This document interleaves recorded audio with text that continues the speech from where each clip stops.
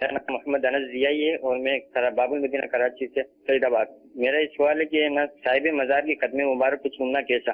صاحب مزار کے قدم شریف تو قبر شریف میں ہی ہوں گے، تو ان کی قبر کے جو پاؤں کی طرف والا جو حصہ ہوتا ہے تو عام طور پر اسی کو قدموں کا چومنا عرفاً کہہ دیا جاتا ہے.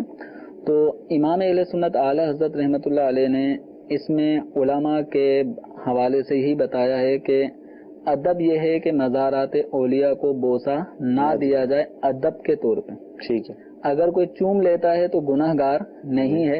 امام اہل سنت اعلی حضرت رحمۃ اللہ علیہ نے اس موقع پر ایک بڑی پیاری بات ارشاد فرمائی کہ مزار کو چومنا، صاحب مزار کے مزار کو چومنا بزرگوں کے، تو اس کے یہ معاملہ جو نا ایک یہ داعی اور مانے ان دو کے درمیان موجود ہے. داعی سے مراد ایک چیز ہے جو طلب کر رہی ہے کہ مزار کو چوما جائے. صحیح. تو فرمایا کہ داعی ہے محبت اولیاء، ٹھیک، کہ اولیاء کرام کے جس طرح دست بوسی کی جاتی ہے، ان کے قدموں کا چومنا بھی جائز ہے، مستحسن مستحب ہے، تو اسی طرح ان سے نسبت رکھنے والی کسی چیز کو چومنا، تو محبت کا تقاضا یہ ہے کہ قبر کو چوما جائے. ٹھیک ہے، لیکن ایک چیز مانے ہے، وہ یہ ہے کہ جب صاحب مزار ہوتے ہیں تو ان سے ایک آدمی چونکہ وہ حیات ہوتے ہیں تو ایک ادب اس وقت بالکل نمایاں رہتا ہے.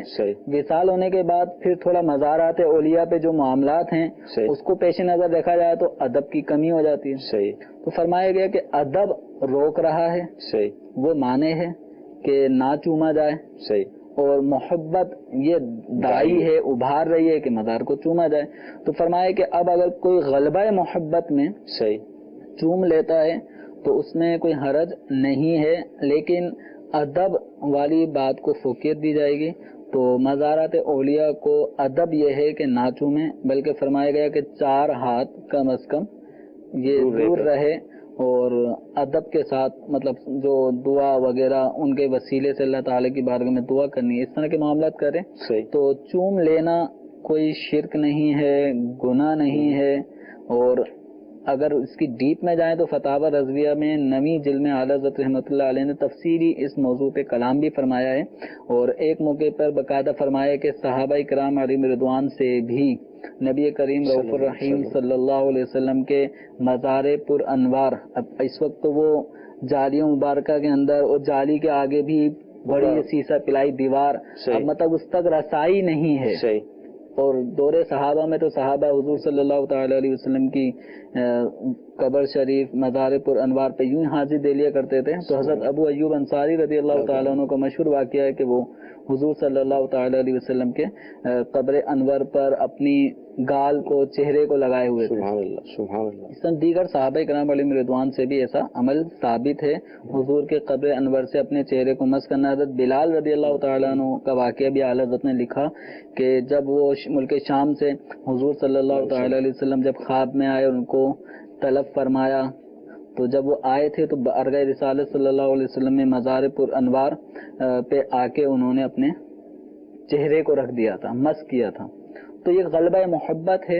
تو یہ چومنا شرک نہیں ہے، حرام نہیں ہے.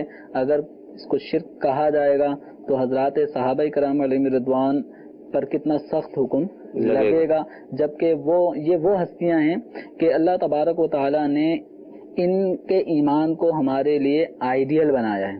سبحان اللہ. آمنو کما آمن الناس، ٹھیک ہے، ایمان لاؤ جس طرح یہ صحابہ ایمان لائے ہیں. فَإِنْ آمَنُوا بِمِثْلِ مَا آمَنْتُمْ بِهِ فَقَدْ اهْتَدَوْا، کہ اے صحابہ، حضور کے صحابہ سے خطاب کہ اگر کفار تمہاری طرح ایمان لے آئیں جس طرح تم ایمان لائے ہو تو وہ ہدایت پا جائیں. اللہ.